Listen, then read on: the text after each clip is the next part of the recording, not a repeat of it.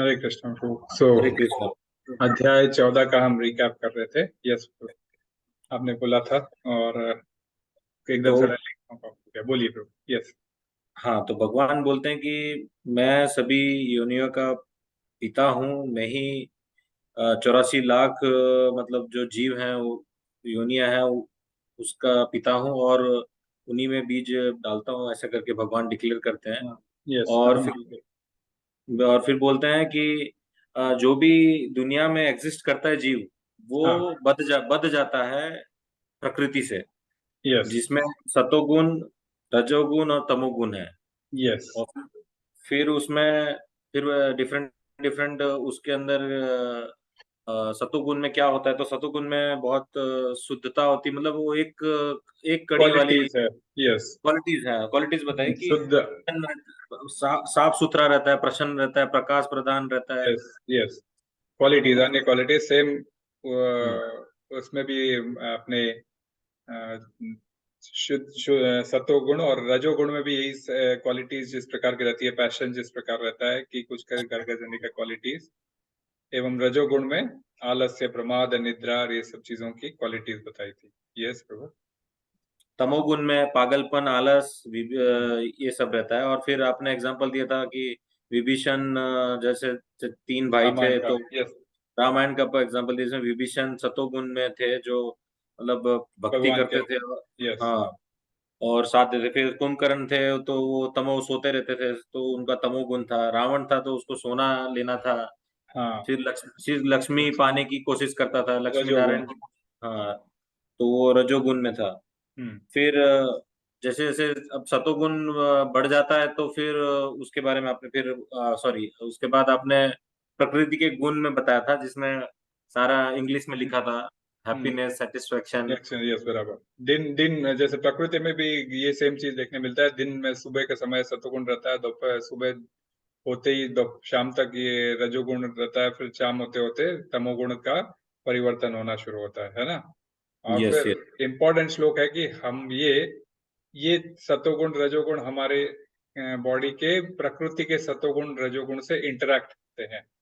Yes, और फिर हम उस इंटरेक्शन में हम लोग कार्य करते हैं और हमें कर्म बंधन की प्राप्ति होती है। प्राप्ति होती है। और कर्म बंधन से बचना है तो फिर क्या सोल्यूशन दिया था भगवान ने? भगवान की भक्ति करना है उनके। यस, माम चयो व्यभिचारेण भक्ति योगेन सेवते सगुणान समतीत्यैतान ब्रह्म भूयाय कल्पते। तो यही श्लोक है प्रभु आज के इस अध्याय का शुरुआत का, जो 15वां अध्याय हम जो कह रहे हैं। तो 15वें अध्याय की शुरुआत इसी से होती है कि भगवान ने कह दिया भक्ति करने से आप इन प्रकृति के तीनों गुणों, इस तीनों गुणों से आप परे जा सकते हो। निस्त्रय गुण्यो भवार्जुना, जो पहले उन्होंने कहा था सेम चीज को, है ना। तो यस, उस आप भक्ति करने से आप आगे बढ़ सकते हो। तो 15वां अध्याय जो पुरुषोत्तम योग कहलाता है। पुरुषोत्तम अर्थात सबसे पुरुषों में उत्तम स्वयं भगवान, है ना। बहुत ही इंपॉर्टेंट चैप्टर है। 20 श्लोक का छोटा सा चैप्टर है। 20 श्लोकों का एक छोटा सा चैप्टर है। बहुत ही सुंदर सा चैप्टर है। इसको हम लोग रिसाइट भी करते हैं कई बार। तो इसके बारे में हम अवलोकन करते हैं प्रभु। हरे कृष्णा। जस्ट स्क्रीन शेयर करता हूँ। तो 15वां अध्याय का अब हम अवलोकन देखेंगे तो मोटा मोटी हमको 4 भागों में डिवाइडेड नजर आएगा। पहले के 7 श्लोकों में, पहले के 6 श्लोकों में भगवान त्याग और आत्मसमर्पण द्वारा इस भौतिक जगत से कैसे बाहर निकला जा सकता है, भक्ति करके उनके पास पहुंचा जा सकता है, ऐसा कहा गया था ना। तो त्याग और समर्पण करके इस भौतिक जगत से कैसे बाहर निकला जा सकता है। और फिर 7वें श्लोक से लेकर 11वें श्लोक तक ये देहांतरण जब होता है तो भौतिक जगत और आध्यात्मिक जगत किस प्रकार डिफरेंस है। इनडायरेक्टली सेकेंड अध्याय के कुछ चैप्टर्स यहाँ रिपीट होते हैं, कुछ कॉन्सेप्ट्स यहाँ रिपीट होते हैं। तो इस भौतिक जगत का और शाश्वत जगत का डिफरेंसेस है। फिर भगवान हमें उस शाश्वत जगत से कनेक्ट होने के लिए हमें अनुरक्षक के रूप में हमारे जो है सो सहयोग करते हैं। कृष्ण का स्थान और हमारे अनुरक्षक के रूप में वे हमारा सहयोग करते हैं कि हमें डेली लाइफ में भी कृष्ण किस प्रकार हेल्प करते हैं ताकि हम आध्यात्मिक जगत को समझ सके और आध्यात्मिक जगत को पा सके। और वो हो गया तीसरा भाग। और चौथा भाग होता है वेदों और वेदांत का इस सारांश क्या है। तो स्पेशली 16, 17, 18 में वेदांत का सारांश है, और 19, 20 में जो कृष्ण को कृष्ण यानी कि साक्षात वे स्वयं कहते हैं कि मैं खुद स्वयं पुरुषोत्तम हूँ, पुरुषों में उत्तम मैं स्वयं हूँ। तो इस प्रकार इसका अवलोकन होता है। तो हमने मतलब 13वें अध्याय से 18वां अध्याय हम सभी जानते हैं ज्ञान युग का सेक्शन है। 13वें अध्याय में भगवान ने क्या बात की थी? प्रकृति, पुरुष, क्षेत्र, क्षेत्रज्ञ, ज्ञान और ज्ञेय, इनके बारे में बात किया था, इन टॉपिक्स के ऊपर, और कैसे इन टॉपिक्स के थ्रू हम भक्ति में लग सकते हैं। और सेम चीज को मतलब भक्ति अल्टीमेट गोल है, और सेम चीज को 14वें अध्याय में भी सतोगुण, रजोगुण और तमोगुण के माध्यम से ऊपर उठ के हमें भक्ति किस प्रकार करनी चाहिए। केवल और केवल भक्ति योगेन सेवते, अर्थात भगवान की सेवा करने से, माम चैव व्यभिचारेण, मतलब जो मेरे भक्ति में लगता है और हर क्षण बिना कोई बाधा के मेरी भक्ति करता है, तो वह एटलीस्ट ब्रह्म भूयाय कल्पते, अर्थात ब्रह्म के लेवल तक आता है, अर्थात भगवान के अंग की कांति उस लेवल को समझ सकता है। तो उस लेवल को समझ के भी उससे और आगे जाना है। कुछ भगवान जो है सो आज अपना वास्तविक रूप के बारे में, वास्तविक लोक के बारे में आज वर्णन करने जाएंगे। तो होता क्या है कि भगवान को सरेंडर करना, और यही हमसे नहीं होता है ना। हम क्या करना चाहते हैं? एक कदम तो जो है सो हमारा, हम इस भौतिक जगत में एंजॉयमेंट के लिए रखना चाहते हैं, और दूसरा कदम हम जो है सो स्पिरिचुअल शाश्वत जगत में एंजॉयमेंट करना चाहते हैं। तो ये इस तरह दो नावों पे पैर रखने से क्या होगा? हमारी नैया डेफिनेटली हम उसमें जो है सो यदि नैया क्रॉस कर, इन दो नैयाओं पे पैर रखकर यदि हम नदी क्रॉस कर रहे हैं तो क्या होगा? हम उसमें डूब जाएंगे। तो ये संसार सागर है, इस सागर में दो भाव रख के ये संसार सागर को क्रॉस नहीं किया जा सकता। इसके लिए जो है हमें compulsory important take away point है इस चैप्टर से कि हमें भक्ति योग में लगना चाहिए, और दृढ़ तरीके से हमें अपने आप को पूरा कृष्ण को समर्पण करना चाहिए। तब जाके इस भौतिक जगत से हम आध्यात्मिक जगत में हम प्रगति कर सकते हैं। तो जैसे ये चार भागों में हमने जो डिवाइड किया है, तो सबसे पहला भाग आता है 1 से 6 श्लोक के अंदर। 1 से श्लोक में भगवान क्या कहना चाहते हैं? पहला श्लोक ये बहुत ही अच्छा इंपॉर्टेंट श्लोक है। ऊर्ध्वमूलम अधम शाखम अश्वत्थम प्राहुरव्ययम छंदांसि यस्य पर्णानि यस्तम वेद स वेदवित्। तो भगवान ने कहा कि कहा जाता है कि एक शाश्वत वृक्ष है जिसकी जड़ें तो ऊपर की ओर है और शाखाएं नीचे की ओर है, तथा पत्तियां वैदिक स्रोत है। जो इस वृक्ष को जानता है वह वेदों को जानता है। हाँ? तो भगवान ने, जो हम कहते हैं ना कि वेदों का सार है भगवत गीता, है ना, वेदों का सार है भगवत गीता। अब यहाँ पे भगवान बहुत क्लियरली बता रहे हैं। क्या बता रहे हैं? एक अश्वत्थ वृक्ष है, कहा जाता है एक अश्वत्थ वृक्ष है। तो अश्वत्थ वृक्ष से कंपेयर किया है। अश्वत्थ वृक्ष कौन सा? ये अपने बैनियन ट्री, जिसको हम इंग्लिश में बैनियन ट्री बोलते हैं। हाँ? तो अश्वत्थ वृक्ष है जिसकी जड़ें ऊपर की ओर है और शाखाएं नीचे की ओर है। हाँ? और पत्ते सारे नीचे की ओर है। इस प्रकार जो है सो ये इस प्रकार का वृक्ष है। तो आप इसमें चित्र में देख पा रहे हो, ऊपर जड़ें ऊपर की ओर है, वृक्ष के पत्ते और सब जो है सो नीचे की ओर है, बीच में शाखाएं, टहनियां है, ये सारे नीचे की ओर है। तो बहुत सुंदर एक चीज भगवान ने बहुत क्लियर कर दी है कि ये मीन्स ये इसमें क्या क्या है, इसमें वृक्ष में, इसमें जड़ें क्या क्या है, इसमें भगवान ने क्या क्या, इसमें ऊपर और तथा शाखाएं नीचे की ओर है, पत्तियां इसके वैदिक स्तोत्र है। हाँ? पत्ते इसके वैदिक स्तोत्र है, अर्थात वैदिक मंत्र जो है ये केवल पत्ते मात्र है। तो केवल जो कहता है ना कि मुझे वैदिक मंत्र आते हैं, वैदिक मंत्र आते हैं, उसका मीनिंग भी नहीं समझते और वैदिक मंत्र का उच्चारण करते रहते हैं। तो भगवान यहाँ क्या कह रहे हैं? ये वैदिक मंत्र क्या है? ये केवल उस अश्वत्थ वृक्ष के पत्ते है। और सारे वेदांतों को जानना है, वेदों को जानना है, तो पूरे वृक्ष को भी जानना पड़ेगा। तो वृक्ष के अंदर और भी क्या है? टहनी है, रूट है, हाँ, उसके फल है, फूल है, इन सबको भी हमें समझना पड़ेगा। केवल यदि कोई वेदों के उसमें रह जाता है तो फिर वो क्या होता है? वेदों के अंदर विभिन्न विधियां बताई गई है और वेदों के थ्रू जो विभिन्न विधियां बताई गई है उसी के अंदर वो उलझते रहता है। उसके अंदर ऐसे कर्मकांड के ऊपर 80% जोर दिया गया है और 20% भक्ति के ऊपर बताया गया। तो लोग 80% की ओर ध्यान देते हैं और कर्मकांड में उलझ के रह जाते हैं और तीनों गुणों में फंसकर पुनः पुनः इस धरती पर जन्म मृत्यु जरावादी के चक्कर में फंसते रहते हैं। तो पहले ही भगवान ने कह दिया था निस्त्राय गुण्य भवार्जुना। हाँ, तो वेदों को जानना है तो आपको इन तीनों गुणों से ऊपर उठना पड़ेगा हे अर्जुन, और उस अश्वत्थ वृक्ष के बारे में जानकारी हासिल करनी पड़ेगी जो कि बहुत ही हरा भरा वृक्ष है और जिसके फल फूल है। और ये पूरे वृक्ष को तुम जानोगे तो तुमको जो है सो वेदों के बारे में पूरा ज्ञान होगा। तो इन वेदों को समझने का मतलब है कि आप कृष्ण को, है ना, वह वेदों का ज्ञाता कहा जाता है। इसलिए वेदों को समझना है अर्थात कृष्ण को समझना है, यह बात समझनी चाहिए। तो हमें अब कोई प्रश्न उठा सकता है कि भाई इस प्रकार का कभी आपने देखा है कोई वृक्ष इस प्रकार का जिसकी जड़ें ऊपर है और शाखाएं नीचे की ओर है? तो बिल्कुल है। इसमें मीन्स लाइक कि जब कोई आप नदी के किनारे जाते हो, इसके नीचे वाला जो चित्र है आपको मैं इंडिकेशन में,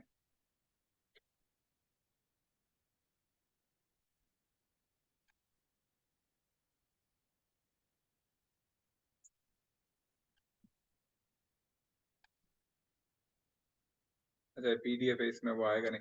ये नीचे की ओर इसको दिख रहा है आपको, ये मार्क मैं जो इशारा कर रहा हूँ, ये नीचे वाला गोलाकार जो दिख रहा है, आप ये इसको देखोगे तो यदि कोई नदी के किनारे आप देखते हो तो आपको दिखेगा कि एक वृक्ष नदी के किनारे जो खड़ा है उसकी परछाई एज इट इज नीचे जमीन में दिख रही है। तो उसमें वो पानी में दिख रही है। तो पानी में क्या दिखता है? जड़ें तो नीचे की ओर है और वृक्ष की टहनियां और ऊपर की ओर है ना। तो ये पॉसिबल है हमें इस प्रकार का वृक्ष देखना किसी, जब हम नदी के किनारे जाके इसको ऐसा एक कोई वृक्ष को दर्शन करते हैं, पानी के अंदर दर्शन करते हैं, तो अपने हमें वो वृक्ष दिखाई पड़ता है। तो भगवान क्या कहना चाह रहे हैं इस अश्वत्थ वृक्ष का, वो भी उल्टे वृक्ष का डिस्क्रिप्शन देके भगवान कहना चाह रहे हैं कि भाई ये जो तुम ऐसा वृक्ष जो देख रहे हो जो जिसकी जड़ें ऊपर है और शाखाएं नीचे है, ये भौतिक जगत है जो आध्यात्मिक जगत का प्रतिबिंब है। आध्यात्मिक जगत में जड़ें नीचे हैं और वृक्ष ऊपर है। वही आध्यात्मिक जगत जब नीचे की ओर दिखता है तो उल्टा विपरीत दिखता है ना। जैसे हम इसीलिए कहते हैं ना, आध्यात्मिक जगत में जो प्रेम की बात होती है वह प्रेम का विकृत रूप यहाँ भौतिक जगत में काम वासना का रूप लेती है। तो जो शुद्ध प्रेम होता है आध्यात्मिक जगत में, वह यहाँ इस जगत में काम वासना का स्वरूप लेता है। तो ये वृक्ष हमें उसका ज्ञान देता है कि ये जो उल्टा वृक्ष जो भगवान बात कर रहे हैं, वह वृक्ष ये है कि इस जगत का डिस्क्रिप्शन बता रहे हैं जहाँ पे सब कुछ उल्टा है।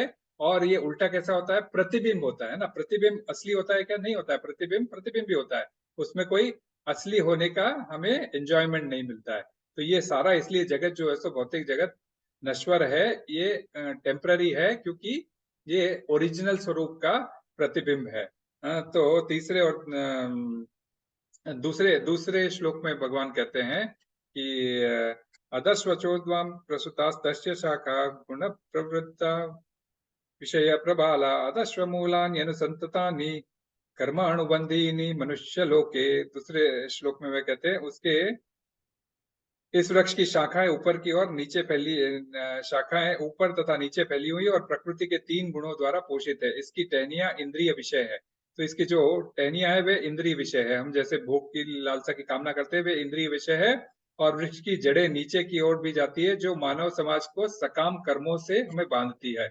तो ये जो जो जड़ें नीचे जाती है जो हमें इस भौतिक जगत में सकाम कर्मों में उलझाए रखती है। और ये तीनों गुणों से हमें जो है सो इसी भौतिक जगत में कर्मकांड के तहत यही आते हैं, तीनों गुणों से डील करता है एवं सकाम कर्मों से डील करता है। तो हमें इसकी ओर बांधते रहती है। इसकी टहनियां ये है, वैदिक ये पत्ते वैदिक हिम्स है। तो इस प्रकार है। तो इस प्रकार के वृक्ष को कैसे काटना चाहिए? तो ये इस प्रकार का ये वृक्ष दिखा के भगवान हमें एक मैसेज भी देना चाह रहे हैं। कि क्या मैसेज देना चाह रहे हैं? कि हे अर्जुन, इस भौतिक जगत को जो तू अपना अपना मान रहा है, ये एक्चुअली में ये टेम्पररी चीज है ना। पानी के अंदर कोई प्रतिबिंब है, पत्थर डालो तो प्रतिबिंब हिल जाता है ना। तो ये सारा भौतिक जगत एक रेंटेड अपार्टमेंट की तरह है। हाँ, रेंटेड अपार्टमेंट समझो, ये एग्जैक्ट उसका आप ट्रांसलेशन समझ सके। ये पूरा एक रेंटेड अपार्टमेंट है, कोई परमानेंटली नहीं है। जैसे आप यहाँ से दुबई चले जाते हो, आप यूरोप चले जाते हो, तो आप वहां जाके होटल में रहोगे, है ना। ज्यादा से ज्यादा 10 दिन, हफ्ता भर, 5 दिन, 2 दिन, जितना भी आपका समय है। आप किस काम के लिए जाते हो तो आप वहाँ होटल में स्टे करते हो।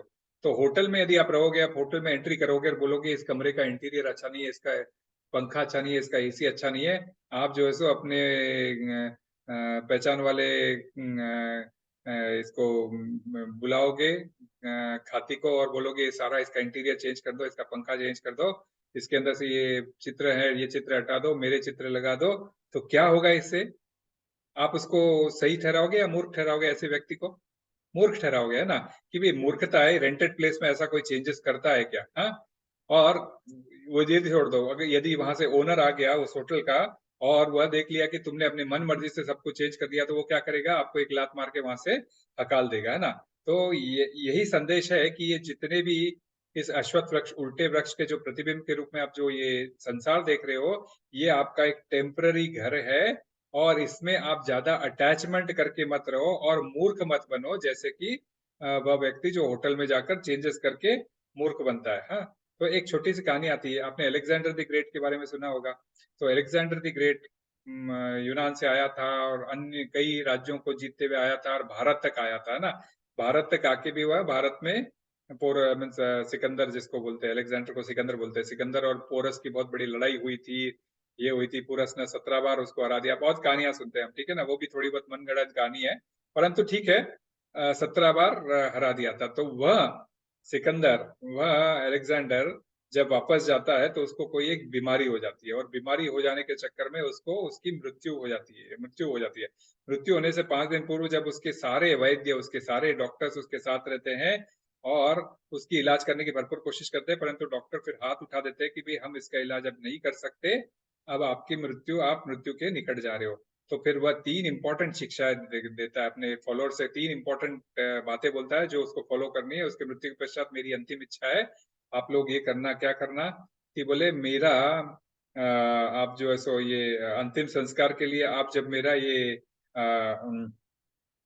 जनाजा उठाओगे तो आप में से कोई नहीं उठाएगा, सिर्फ ये जो हमारे जो वैद्य और हकीम है जो मेरी सेवा कर रहे हैं, इनको उठाने को बोलना। और मैंने जो भी क्यों क्यों उठाने को बोलना वैद्यों को, ताकि ये संसार को बता सके कि अल्टीमेट सत्य, अल्टीमेट पावर इन वैद्यों के पास नहीं है। वे मृत्यु के ऊपर विजय प्राप्त नहीं कर सकते, मृत्यु के ऊपर आने के पहले ही वे अपने हाथ खड़े कर देते हैं। तो इनको उठा के मेरा जनाजा ले जाने दो, ताकि लोगों को पता चले कि अच्छे से अच्छे डॉक्टर रहने के बावजूद भी हमारी मृत्यु आ सकती है। दूसरा बोलता, मैंने इतने सब हीरे जवाहरात इकट्ठा किए जो अनेक कंट्रियों को लूट के आया हूं, तो ये सारे रास्ते में बिखेरते चलिए। बिखेरते क्यों चलिए? बोले कि जो मैं ये इतना सब कुछ इकट्ठा किया हूँ, इतनी जो धन दौलत इकट्ठा किया हूँ, अंत में ये सिर्फ कांच के टुकड़े हैं। मृत्यु आ जाती है तो सब कुछ आपसे छीन लिया जाता है। 18वें अध्याय में भगवान का मृत्यु सर्वहरश्चाहम, मृत्यु आने पर सब कुछ आपका छीन लिया जाता है।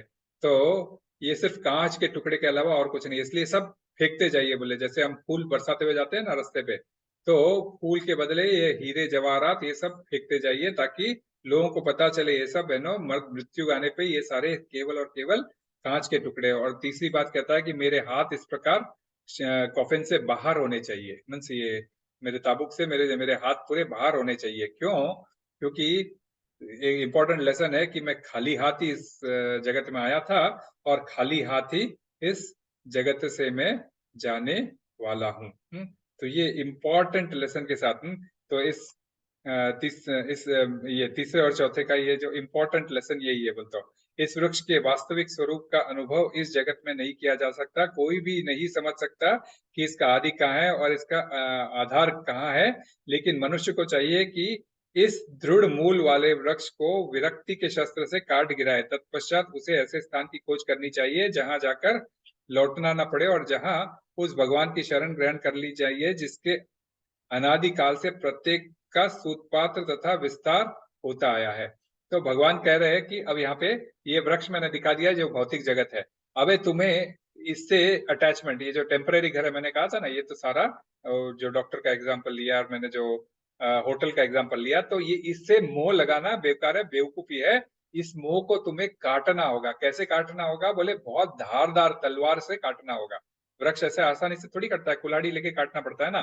तो यहाँ पे भगवान कह रहे हैं ज्ञान की तलवार से आपको भगवान के बारे में ज्ञान हासिल करना होगा कि भगवान, ये आध्यात्मिक जगत क्या है, शाश्वत जगत क्या है, इन दोनों के बीच में क्या डिफरेंसेस है, वो ज्ञान हासिल करना होगा। और उस ज्ञान की तलवार से इस वृक्ष का एक झटके में काट के फेंकना होगा, तब जाके हमारी ये विरक्ति इस वृक्ष के प्रति खत्म होगी। अदरवाइज तो हम इसी के अंदर फंसे पड़े रहेंगे। अदरवाइज तो हम इसी के अंदर फंसे पड़े रहेंगे। तो ये फिर पांचवें श्लोक में वे क्या कहते हैं? निर्माण मोहा जित संग दोषा अध्यात्म नित्या विनिवृत्ति कामा द्वंद्वैर विमुक्ता सुख दुख संगैर गच्छन्त मूढ़ा पद्मव्ययम् तत्।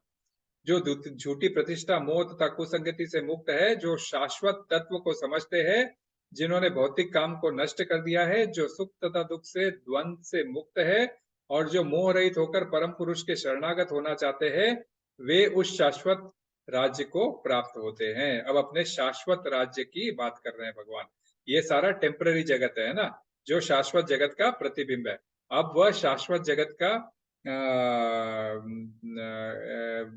ये बता रहे हैं कि उसके अंदर जाने के लिए उसको क्या क्वालिफिकेशन चाहिए। ये क्वालिफिकेशन कई बार भगवान ने कही है, परंतु फिर भी जो है सो यहाँ जब शाश्वत जगत की बात आ रही है तो उसके अंदर घुसने की क्वालिफिकेशन बता रहे हैं कि वैसे झूठी प्रतिष्ठा, मोह, कुसंगति, ये सबसे दूर होना चाहिए, है ना।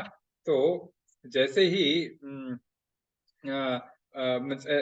ऐसा धाम जो है सो मेरा परम धाम है, ऐसा बोल के भगवान बताते हैं। तो वहां पे क्या है? न तद भासते सूर्यो न शशांको न पावक यद गत्वा न निवर्तन्ते तद्धाम परमम मम। तो मेरा यह धाम कैसा है? जहाँ पे सूर्य है न चंद्रमा है, वहां उनका प्रकाश नहीं होता, न अग्नि है न बिजली है। जो लोग वहां पहुंच जाते हैं इस भौतिक जगत में फिर लौटकर नहीं आते।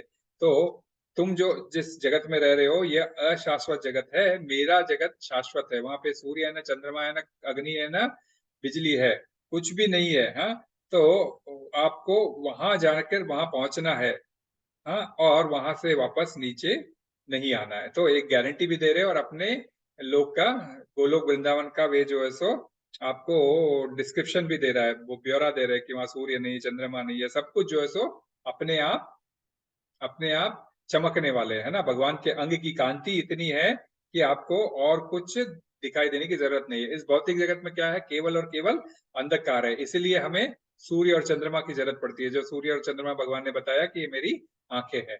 यदि आप देख लो सूर्य नहीं हो तो क्या होता है? हम एक दूसरे को भी नहीं देख पाते। तो इसीलिए यहाँ पे भगवान इन 6 श्लोकों के द्वारा ये बताए हैं कि आपको ये इस भौतिक जगत से अटैचमेंट दूर कर देना चाहिए। ये तुम्हारी टेम्पररी जगह है, ये आप इसमें परमानेंट अपना मोह माया मत लगाइए, इस जगत के साथ में अटैचमेंट मत रखिए।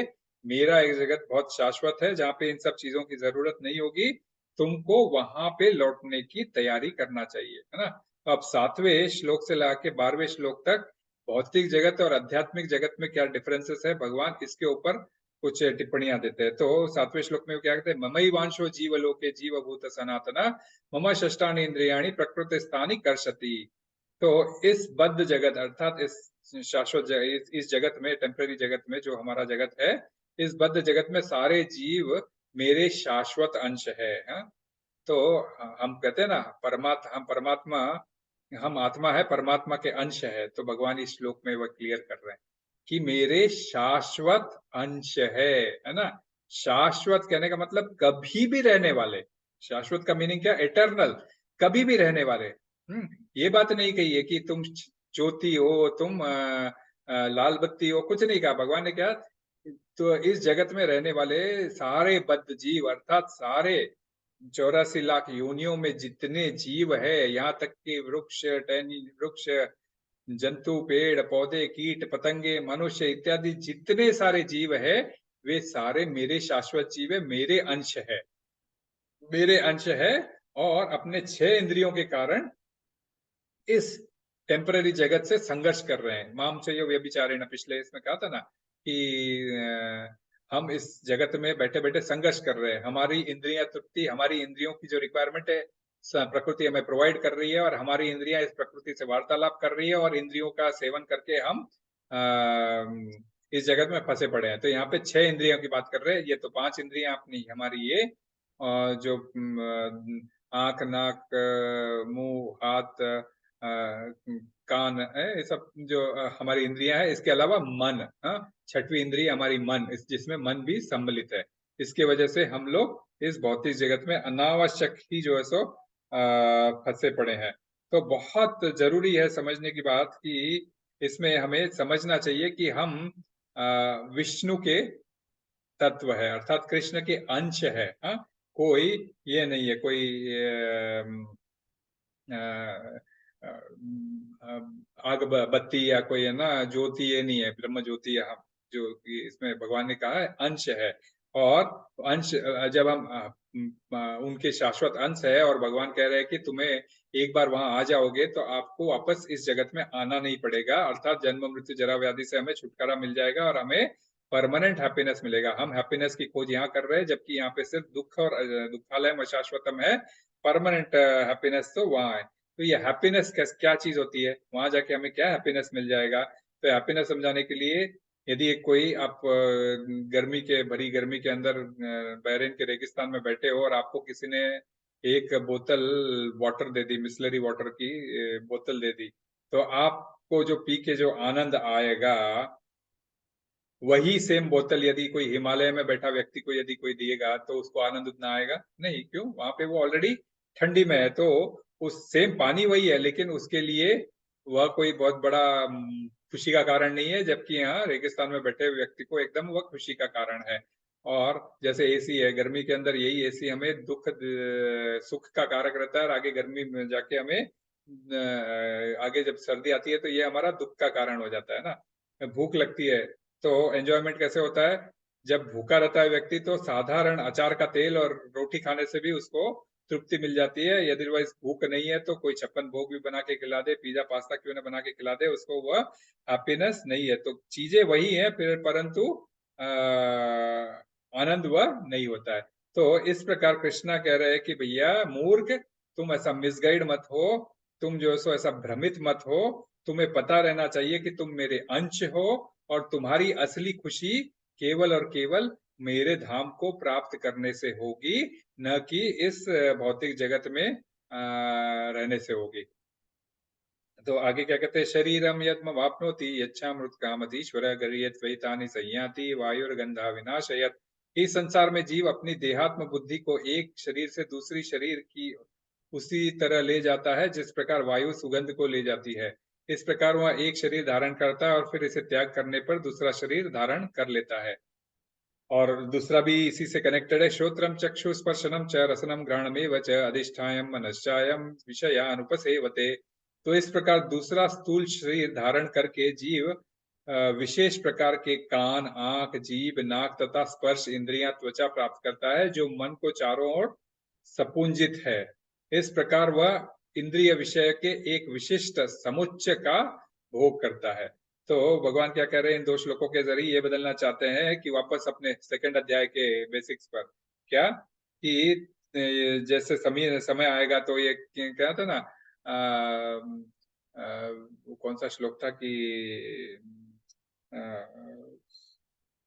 जीवनम यौवनम जरा तथा देहांतर प्राप्त धीरस तत्र न मुह्यति। धीर वही होता है जो कौमारम यौवनम जरा, ये जो जो बच्चा जन्म लेता है, जन्म मृत्यु से जरा जरा 6 स्टेजेस से गुजरता है, और ऐसा स्टेज आता है जहाँ पे शरीर की कोई कीमत नहीं रह जाती है, तब इस शरीर को बदल के आत्मा दूसरे शरीर में परिवर्तन कर लेता है, जैसे कोई एक अपने कपड़े बदल रहा हो, और धीर व्यक्ति इससे ये नहीं होता। तो ये सेम चीज को यहाँ पे भगवान कह रहे हैं, इस संसार में देहात्म बुद्धि से एक शरीर से दूसरे शरीर में, हाँ, तो ये कह रहे हैं कि जब जैसे ये चले आते हैं ना, आत्मा एक शरीर छोड़ के दूसरा शरीर ले लेती है, तो कैसे ले लेती है? जैसे कोई एक उपवन से आती हुई हवा, जैसे कोई एक बगीचे से आती हुई हवा अपने साथ खुशबू को ले आती है, या फिर कोई नाले से गुजरती हुई हवा उस नाले की दुर्गंध हम तक ले आती है, उसी प्रकार एक शरीर को छोड़कर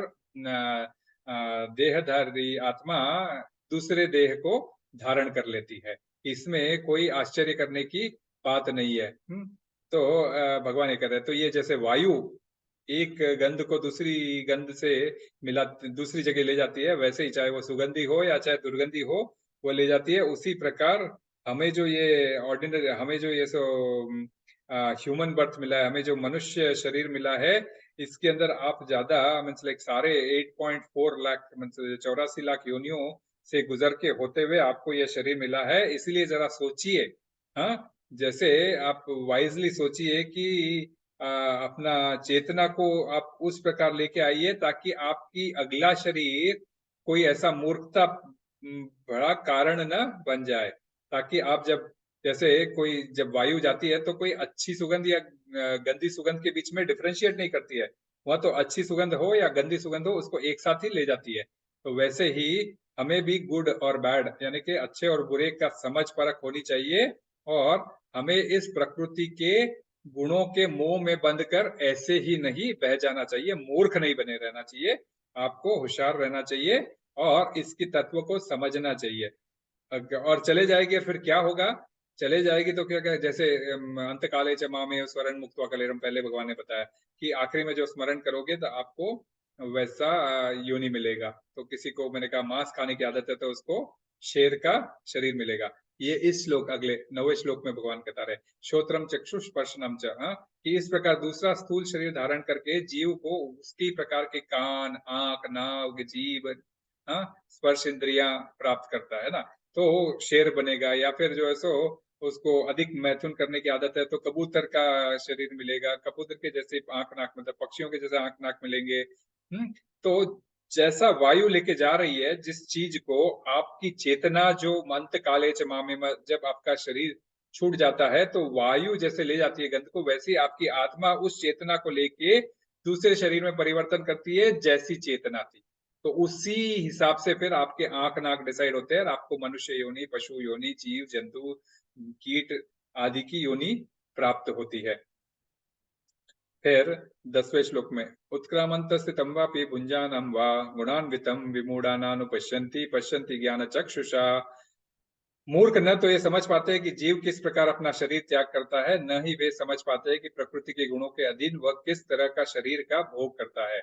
लेकिन जिसकी आंखें ज्ञान से प्रकाशित होती है वह यह सब कुछ देख सकता है।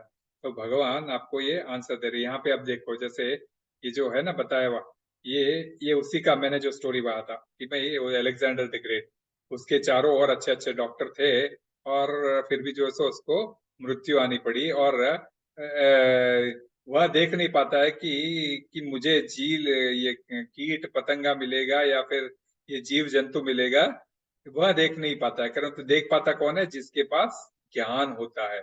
जिसके पास ज्ञान होता है वह इस चीज को देख सकता है। इसीलिए ये ज्ञान योग में ज्ञान दिया गया है कि भगवान अपने 15वें अध्याय का ज्ञान देके हमें कह रहे हैं कि मूर्ख मत बनो, इस टेम्परेरी जगत को अपना जगत मत समझो, अपने अपने इसको पहचानो, तुम मेरे अंश हो और मेरे पास आने से तुम्हें ज्यादा खुशी मिलेगी। तो ये मूर्ख मत बनो, मूड बोलते हैं ना, मूढ़ा, यहाँ पे विमूढ़ा बताया गया ना, विमूढ़ा का मतलब मूर्ख। मूर्ख व्यक्ति कौन होता है?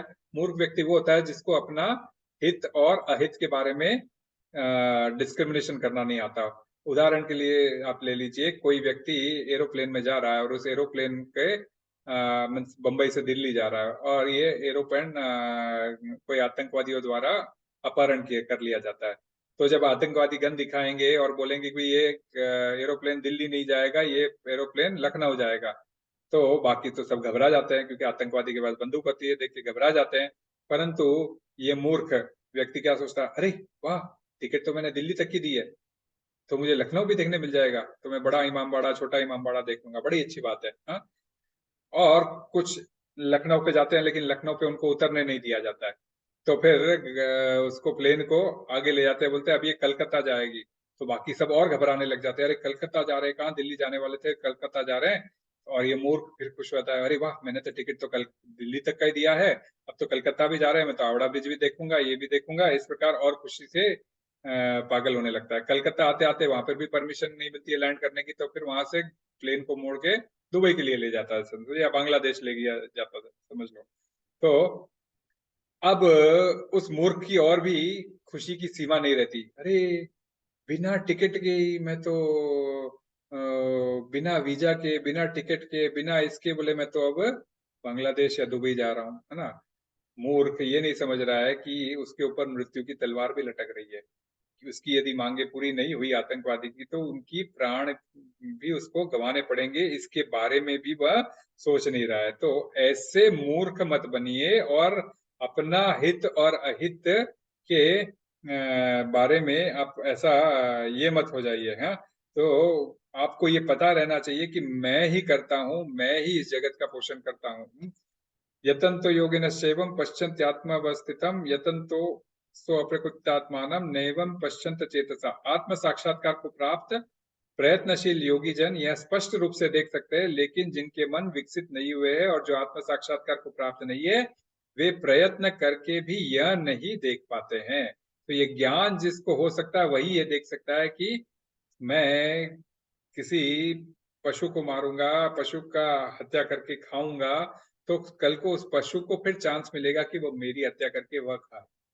अन्यथा वह समझदार है, उसको ज्ञान हो जाएगा कि ये पशु हत्या नहीं करनी चाहिए, हमें सात्विक खाना चाहिए, भगवान की भक्ति करनी चाहिए, तो फिर वो उस जन्म मृत्यु के चक्कर से बचाए। अन्यथा यही पशु का मारना, काटना, फिर वापस हम पशु बनना, यही जन्म मृत्यु जरा व्याधि के चक्कर में पड़े रहेंगे। इसीलिए जो ज्ञानी है वह इस चीज को देखता है और अज्ञानी इस चीज को नहीं समझ पाता है, ऐसा भगवान कह रहे हैं। अब 12वें श्लोक में आते हैं कृष्ण, यदादित्य गतं तेजो जगत भासते अखिलम यच्चांद्रमसि यच्चाग्नो तत्तेजो विद्धि मामकम। सूर्य का तेज जो सारे विश्व के अंधकार को दूर करता है मुझसे निकलता है, चंद्रमा तथा अग्नि का तेज भी मुझसे उत्पन्न होता है। और इसी से कनेक्टेड 13वां है, गामाविश्य च भूतानि धारयाम्यहम् ओजसा पुष्णामि च औषधि सर्वा सोमो भूतमारसात्मका। मैं प्रत्येक लोक में प्रवेश करता हूँ और मेरी शक्ति से सारे लोग अपनी कक्षा में स्थित रहते हैं। मैं चंद्रमा बनकर समस्त वनस्पतियों को जीवन रस प्रदान करता हूँ।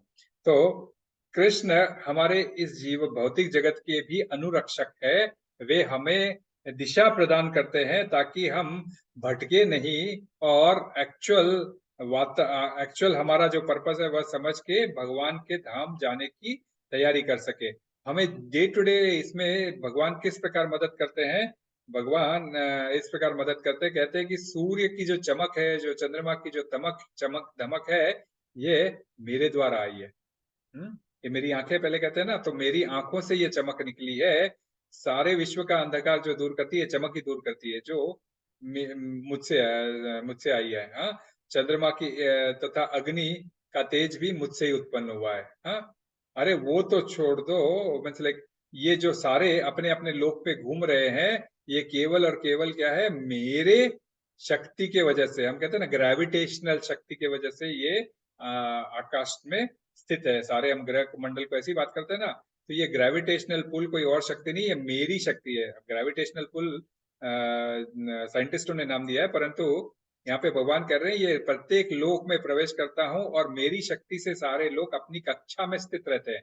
तो शनि, गुरु, ये सब जितने भी ग्रह है, ये सब मेरी शक्ति से अपने अपने कक्षा में स्थित रहते हैं। और मैं सबसे बड़ी चीज, मैं चंद्रमा बनता हूँ और चंद्रमा बन के उसकी किरणों द्वारा सारे वनस्पतियों अर्थात सब्जियों में एवं फ्रूट में जीवन का रस प्रदान करता हूँ, अर्थात उसमें जूस जो प्रदान करता हूँ, उसमें जो स्वाद जो प्रदान करता हूँ जूस से, यह केवल मैं जब चंद्रमा में एंटर करता हूँ और चंद्रमा के थ्रू, उन किरणों के थ्रू इन फलों फूलों पर गिरता हूँ, तब उसमें ये रस प्रदान होता है ना।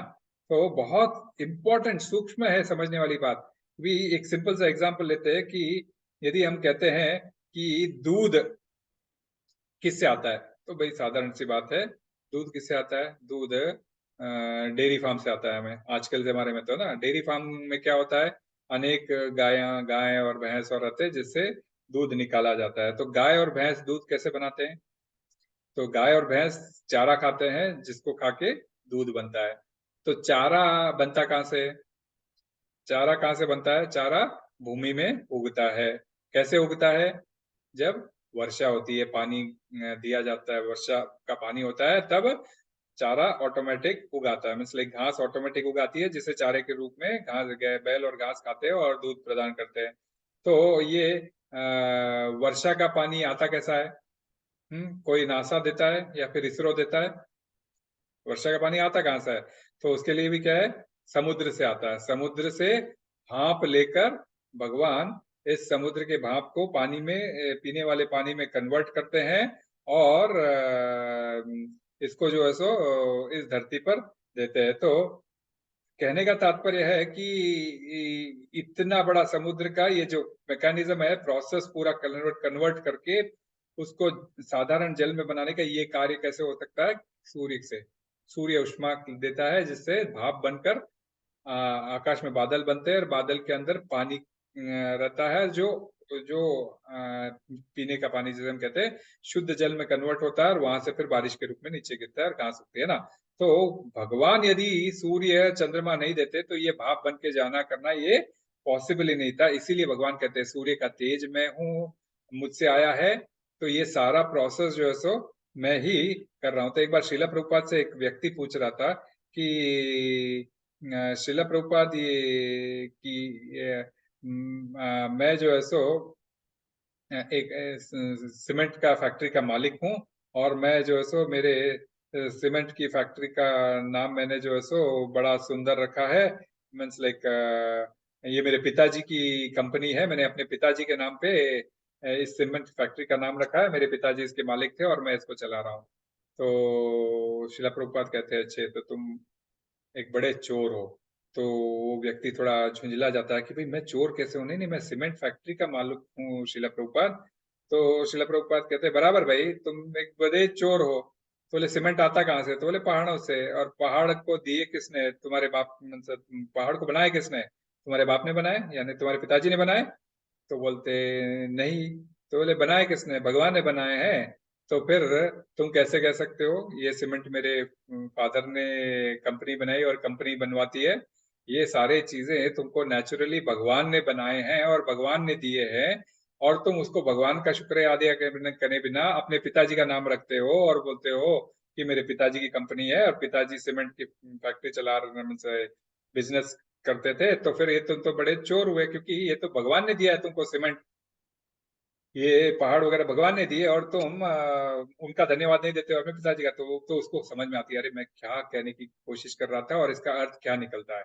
तो हम जैसे कहते हैं ना कि भी अन्न खाते हैं हम, और अन्न भगवान को प्रसाद के रूप में पहले नहीं चढ़ाते हैं, तो हम पाप ही खा रहे हैं, क्योंकि हम इससे चोर कहलाएंगे। हम ऑलरेडी तीसरे चौथे अध्याय में हम इसको समझ चुके हैं, इस कॉन्सेप्ट को।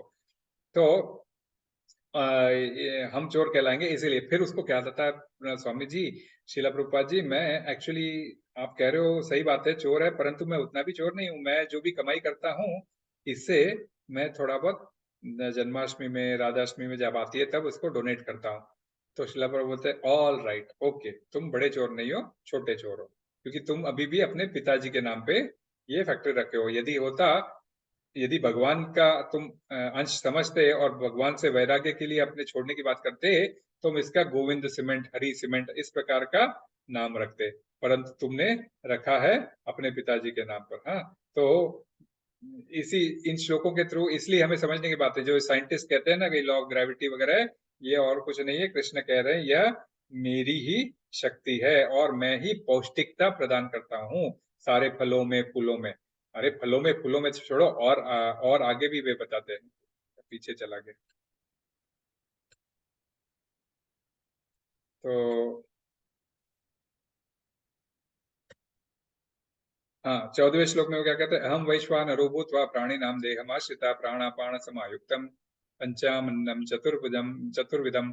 मैं समस्त जीवों के शरीर में पाचन अग्नि वैश्वानर हूँ, और मैं श्वास, प्रश्वास, प्राण वायु में रहकर 4 प्रकार के अन्नों को पचाता हूँ।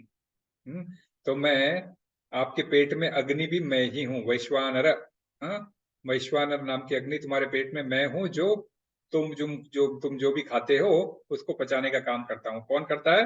जो श्वास हम लेते हैं, हम लेते हैं ना, ऑक्सीजन लेते हैं हम कहते हैं, और कार्बन डाइऑक्साइड छोड़ते हैं हम। श्वास श्वास और विश्वास, श्वास और प्रश्वास बोलते हैं ना, श्वास लेना और प्रश्वास छोड़ना। तो ये तो प्राण वायु है, श्वास लेना और सांस छोड़ना। पर ये तो दो ही प्रकार की वायु है।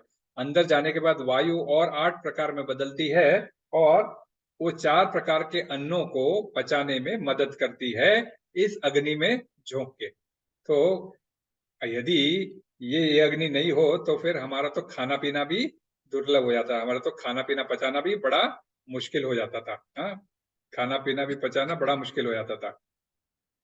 तो इसीलिए भगवान कहते हैं, यदि मैं तुमको ऐसे मदद नहीं करूं, तुमको खाना है तो ये तुम्हारे फलों फूलों में रस न दूं, तुम्हारे सन सूर्य चंद्रमा न दूं, उसकी चमक न दूं, और ये पूरा प्रोसेस साइकिल न बनाऊं, वर्षा कैसी होती है, तो तुम तो कुछ भी नहीं कर पाओगे। तो इस भौतिक जगत पे मैंने तुमको ये सब चीजें दी है, तो तुम्हें समझ जाना चाहिए कि तुम्हें मेरे पास आना है। फिर इंपॉर्टेंट श्लोक आता है, सर्वस्य चाहम हृदि सन्निविष्टो मत्त स्मृतिर ज्ञानम कोहनम च वेदैश्च सर्वैर अहम अविवेद्यो वेदांत कृत वेद विदेव चाहम। मैं प्रत्येक जीव के हृदय में आसीन हूँ। हाँ, परमात्मा, मैंने कहा ना, आत्मा और परमात्मा दो पक्षी अपने हृदय में बैठे रहते हैं, जैसे एक डाल पर दो पक्षी। ये एग्जाम्पल हमने कई बार लिए। तो परमात्मा के रूप में भगवान कृष्ण कह रहे हैं कि मैं प्रत्येक जीव के हृदय में परमात्मा हृदय में आसीन हूँ, प्रत्येक जीव के हृदय में परमात्मा रूप में आसीन हूँ। और मुझसे ही तुम्हारी स्मृति आती है, याददाश्त आती है, मुझसे ही तुम्हें ज्ञान मिलता है, मुझसे ही तुम्हें विस्मृति मिलती है। यदि तुम्हें कुछ, जैसे हम बोलते हैं ना, भूल गया, ये हो गया, तो भूल जाने की कला भी कृष्ण बोलते हैं मुझसे ही आती है। हाँ? और मैं ही वेदों के द्वारा जानने योग्य हूँ। मैं ही वेदों के 13वें अध्याय में भी उन्होंने कहा था कि ये क्या है, भगवान को जानने योग्य। हाँ, ज्ञान क्या है, हम भगवान के अंश है, यही जानना हमारा भगवान, यही ज्ञान है। और भगवान को किस तरह जाना जा सकता है, यही ज्ञेय है ना। तो भगवान यहाँ साफ साफ कह रहे हैं, क्या कह रहे हैं, कि वेदों के द्वारा जानने योग्य मैं ही हूँ। वेदों को पढ़ना मतलब मुझे ही पढ़ना है। तो जो खाली वैदिक मंत्र बोलता है वो तो खाली पत्ती और टहनियां है। वेदों के अंदर पत्तियां हैं, खाली फूलों, पेड़ की खाली पत्तियां हैं, परंतु पूरे वेद में तो रूट्स भी आते हैं, टहनियां भी आती है, जड़ भी आती है, और फल फूल सभी आते हैं।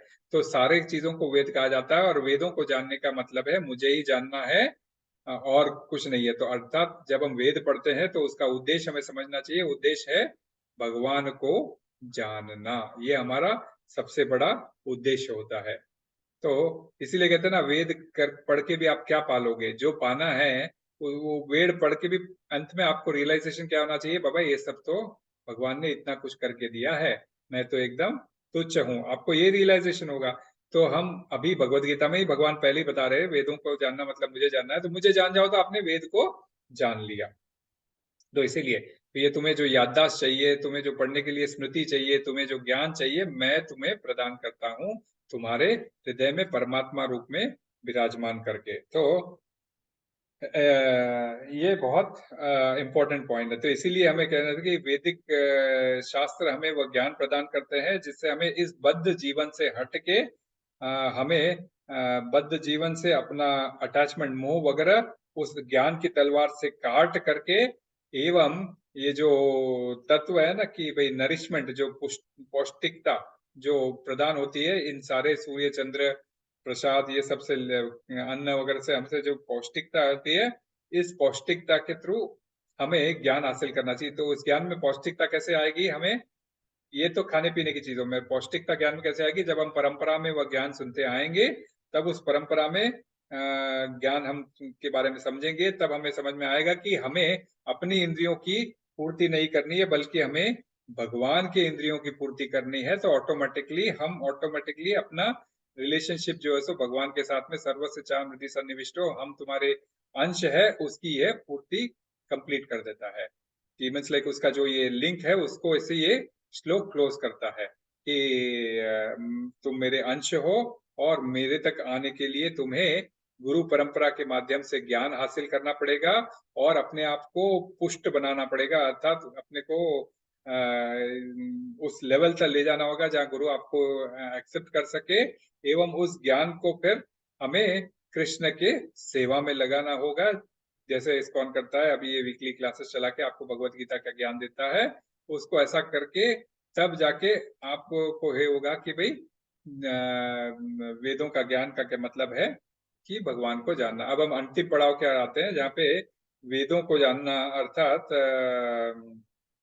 भगवान को जानना। तो इस प्रकार से वेदांत का एक ये सार है जो 16, 17, 18वें श्लोक में बताते हैं। तो 16वें श्लोक में क्या बता रहे हैं? जीव दो प्रकार के होते हैं, च्युत और अच्युत। भौतिक जगत में प्रत्येक जीव च्युत अर्थात क्षर होता है, और आध्यात्मिक जगत में प्रत्येक जीव अच्युत कहलाता है। हाँ, तो क्षर और अक्षर, हम कहते हैं ना अक्षय तृतीया आती है, बोलते हैं कभी भी क्षय न होने वाली तृतीया, हम बोलते हैं ना। तो दो प्रकार के जीव होते हैं, एक च्युत और एक अच्युत। अच्युत मीन्स जो कभी नहीं गिरता, और एक च्युत जो कि हरदम गिरते रहता है, अर्थात हम बद्ध जीव। और तो क्षर जो है सो कभी भी मृत्यु को मिलता है और अपना शरीर उसका डिस्ट्रॉय होता है। और अक्षर जीव क्या होता है, अर्थात आत्मा। मीन्स ये क्षर क्या है? अपनी ये शरीर जो मृत्यु को प्राप्त होती है। और अक्षर क्या चीज है? हमारी आत्मा जो अविनाशी है और कभी गिरती नहीं है, और वो जो सो परमात्मा की सेवा करने में अपना ये समझती है। तो ये दो मीन्स वेदांत का है कि तुम परमात्मा के अंश हो। और ये एक पद यूज किया है यहाँ पे, क्षर और अक्षर, च्युत और अच्युत का। और वैसे ही, सॉरी इसमें पीछे जा रहा है, ये क्या हो रहा है?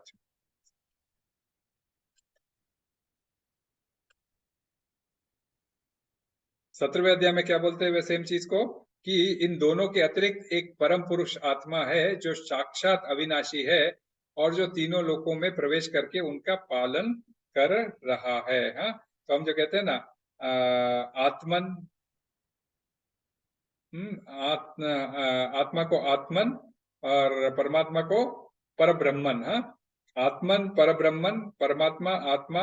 और ऐसा कहते हैं ना, आत्मा को हम छोटा ब्रह्मन और परमात्मा को परब्रह्मन। हाँ, ब्रह्मन परब्रह्मन, सेम आत्मा परमात्मा के शब्द को ब्रह्मन परमात्मन परब्रह्मन भी कहा जाता है। ब्रह्मन का मतलब कि जो अपना सोल, और परम ब्रह्मन का मतलब जो सुपर सोल।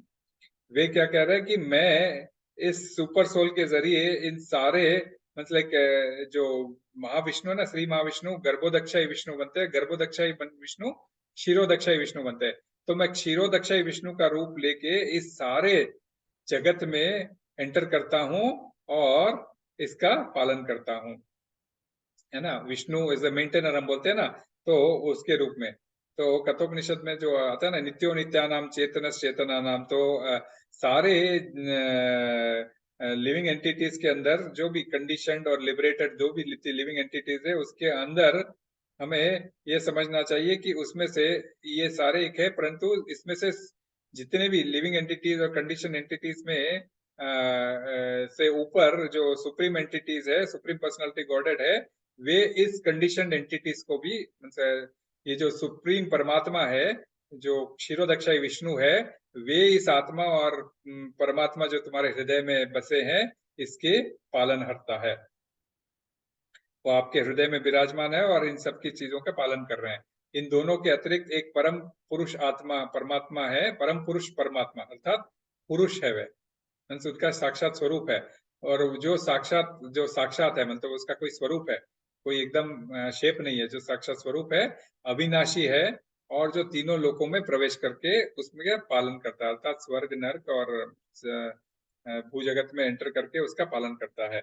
और 18वें श्लोक में ये तीनों को, ये वेदांत के ये है जो सर्वश्रेष्ठ परम पुरुष कौन है, कृष्ण खुद डिक्लेयर करते हैं। हाँ, यस्मात् अक्षर अतीतो हम अक्षरादपि चोत्तम अतोस्मि लोक वेदे च प्रतीत पुरुषोत्तम। चूंकि मैं क्षर तथा अक्षर दोनों में से परे हूँ, और चूंकि मैं सर्वश्रेष्ठ हूँ, अतएव मैं इस जगत में तथा वेदों में परम पुरुष के रूप में विख्यात हूँ। तो इसीलिए यहाँ पे इस चैप्टर का नाम पड़ता है पुरुषोत्तम योग, क्योंकि भगवान यहाँ पे बहुत क्लियरली फिलॉसफी में ये बता रहे हैं कि अर्जुन, मैं ही वह परम पुरुष हूँ जो क्षर अक्षर च्युत अच्युत आत्मा परमात्मा का पालन करता हूँ।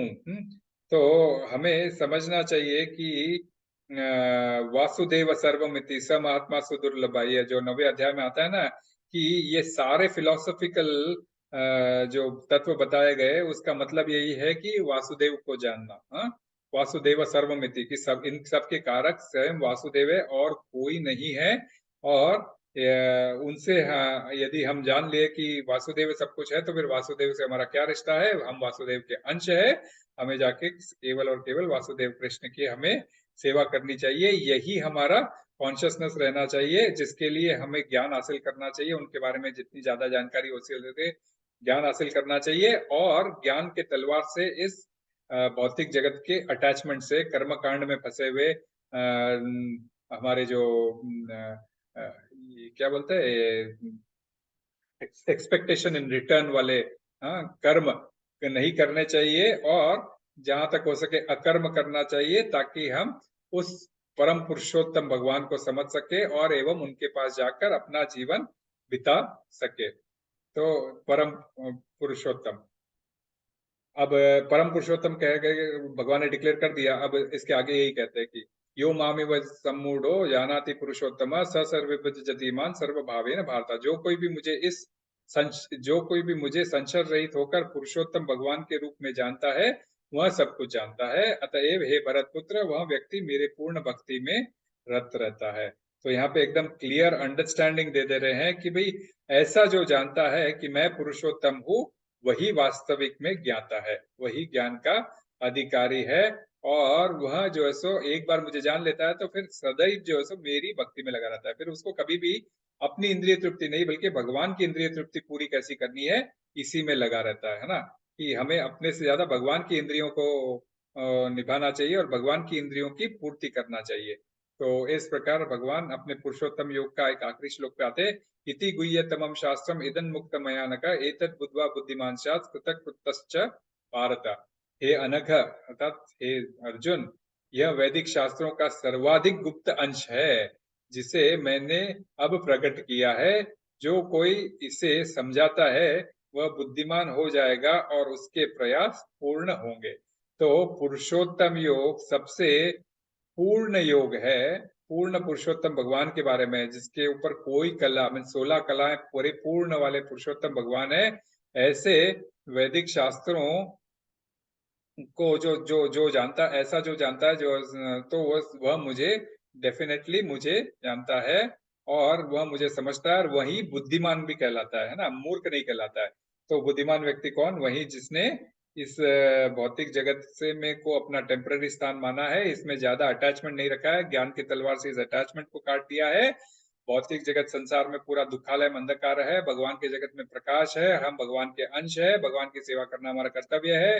हम अक्षर है, हम अच्युत है, परंतु हमारा यह देह क्षर है, च्युत है। ये सब चीजों को जो समझ लेता है, और वेदों को जानने का अर्थ है भगवान को जानना, ये जो समझ लेता है, वही एक्चुअल में वास्तव में बुद्धिमान है।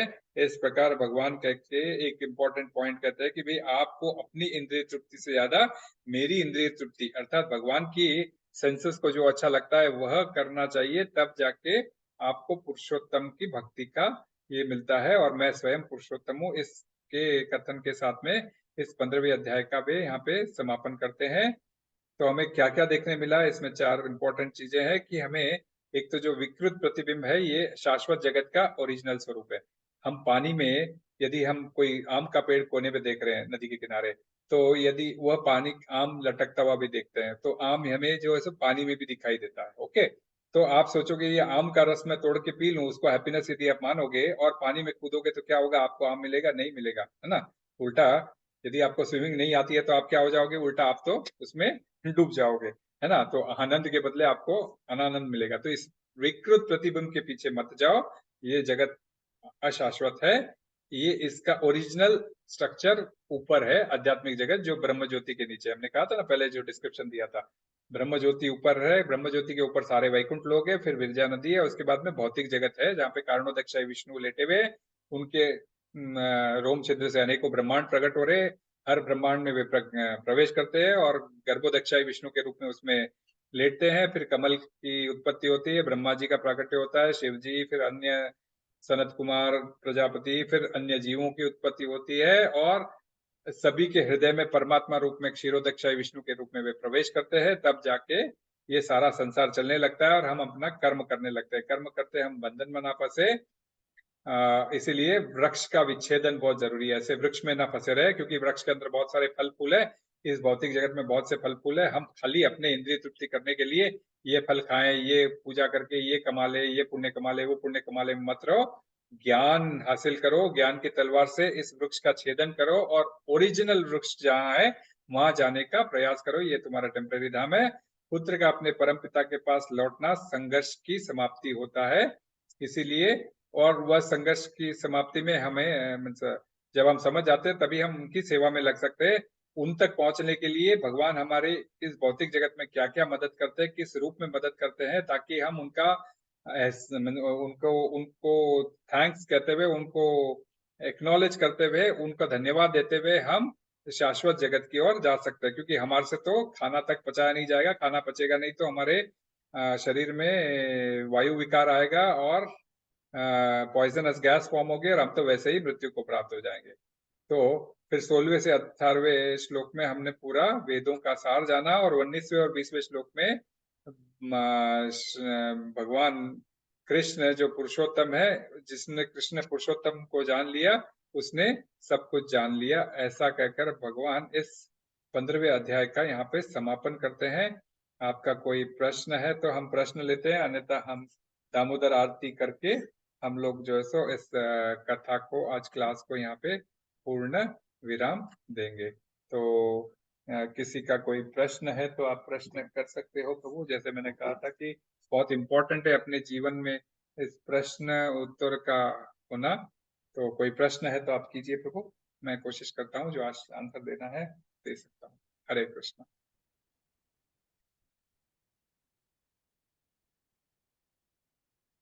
हरे कृष्णा। यस प्रभु, अजय प्रभु। माता जी।